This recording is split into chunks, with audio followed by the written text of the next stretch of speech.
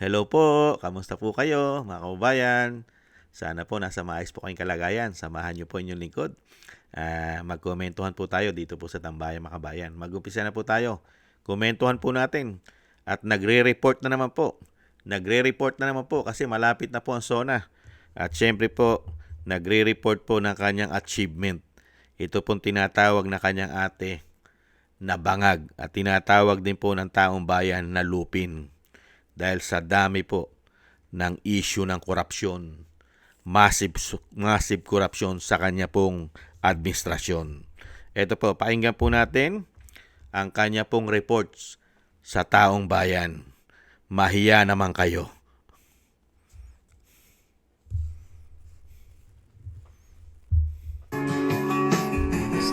Magandang araw po sa inyo lahat.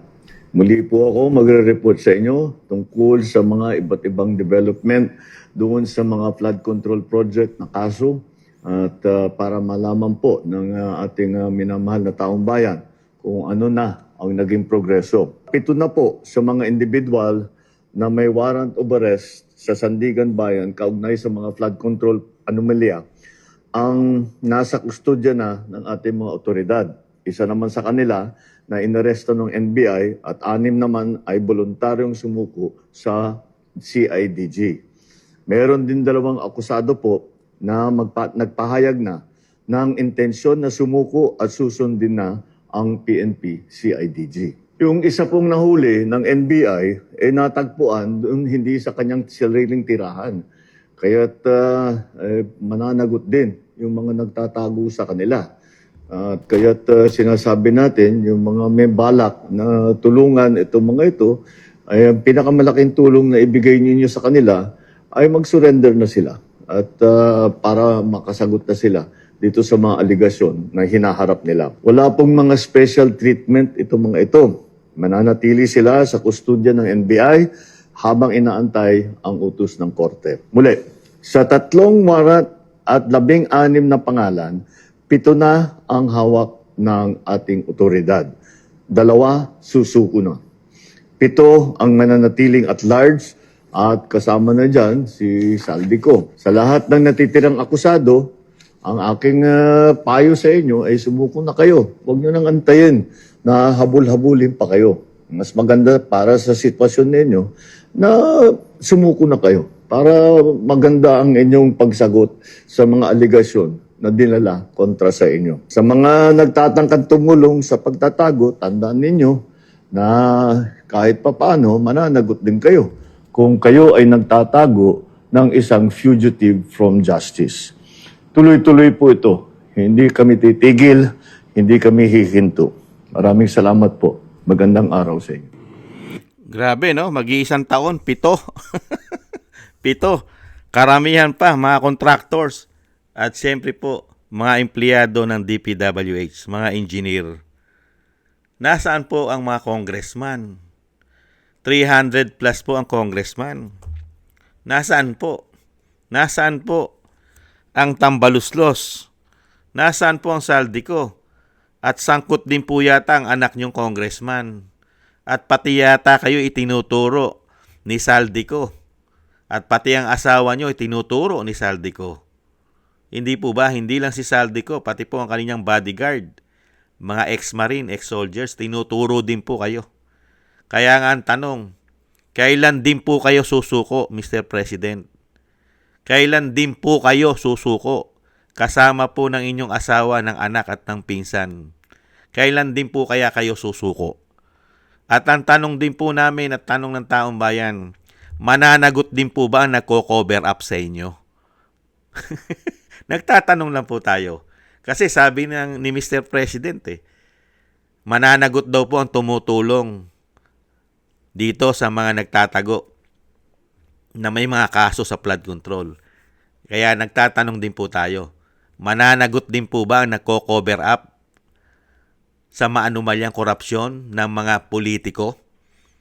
Mr. President, hindi po ba? At naniniwala pa po ba tayo na habulin po ni Mr. President na tinatawag na bangag na kanya ate? Ito pong massive sindikatong korupsyon sa ating bansa. Naniniwala po pa ba kayo? sa 10 sinabi po yata ni Mr. President, 100 ang kasinungalingan di umano. Hindi po ba? Mahiya naman kayo. Yan po ang kanyang SONA last year. Ngayon, magsosona na naman po siya, kaya nagre-report na naman po, mga kababayan, sa maanumalyang korupsyon ng flood control. Mahiya naman kayo, mga kababayan. Ang tanong, kailan kaya mahihiya si Mr. President sa mga Pilipino? Unang-una, negative na po kayo. Wala na pong tiwala ang majority ng Pilipino sa inyo, Mr. President. Negative. Negative. Hindi po ba? Wala na pong tiwala. Ang trust rating po nyo ay negative na. Dahil po sa sindikato at malawakang korupsyon sa inyo pong administrasyon, Mr. President. At wala po kayong pinananagot, lalong-lalo sa mga kaalyado ninyo. Hindi po ba? At ayaw na ayaw pa yata ninyong paimbestigahan ang malawakang korupsyon ng flood control. Lalong-lalo kung ang mag-iimbestiga ay si Senator Marcoleta na naipakulong na. May kinalaman po ba kayo sa pagkakakulong ni Jinggoy at ni Senator Marcoleta na nag-iimbestiga sa malawakang korupsyon ng flood control? Hindi po ba masyado po yatang something PC kung gusto nyo pong habulin ang magnanakaw sa ating bansa, kung talagang gusto nyo silang panagutin?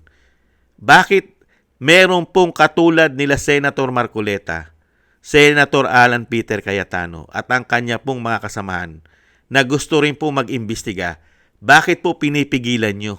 Di umano. Hindi po ba dapat matuwa pa kayo dahil may tumutulong sa inyo na mag-imbestiga ng korupsyon?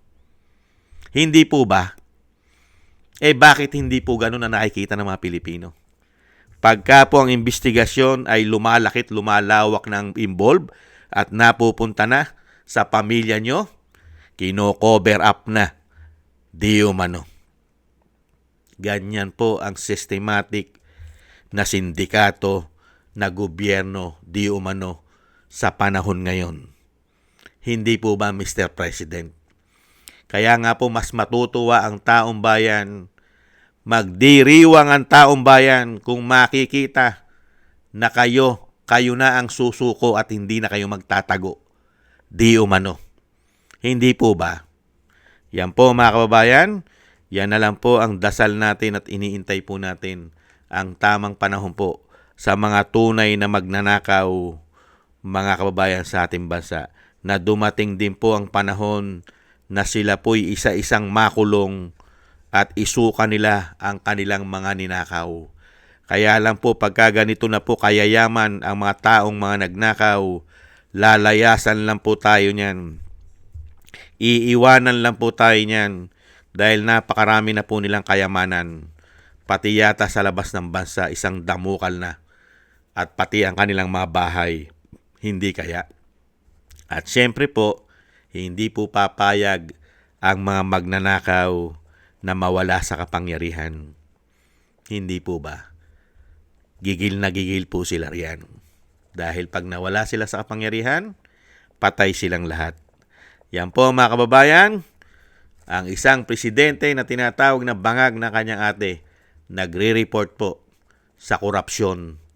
Mga kababayan, reports tungkol sa korupsyon. Unbelievable. Mahiya ka naman, Mr. President.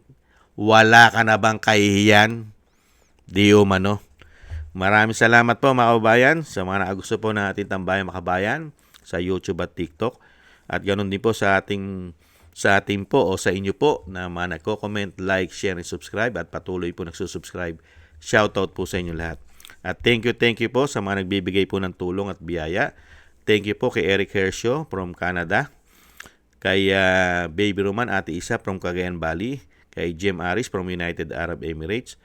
Ako si Pilam, Annie Jo, Kingston from Hong Kong, Jake Yahut from California, USA, Gina Ray from Berlin, Germany, Julieta Silona from Sydney, Australia, at kay Mary Natividad Blinden from Netherlands, Gayat Chena, Tatay Nick from Toronto, Canada.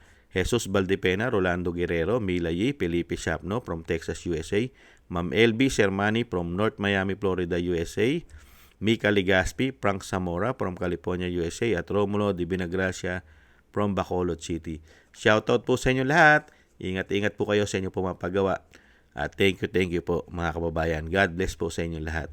At tiis-tiis lang po tayo mga kababayan. Kailangan po natin magtiis. Ingat-ingat po kayo. Bye-bye.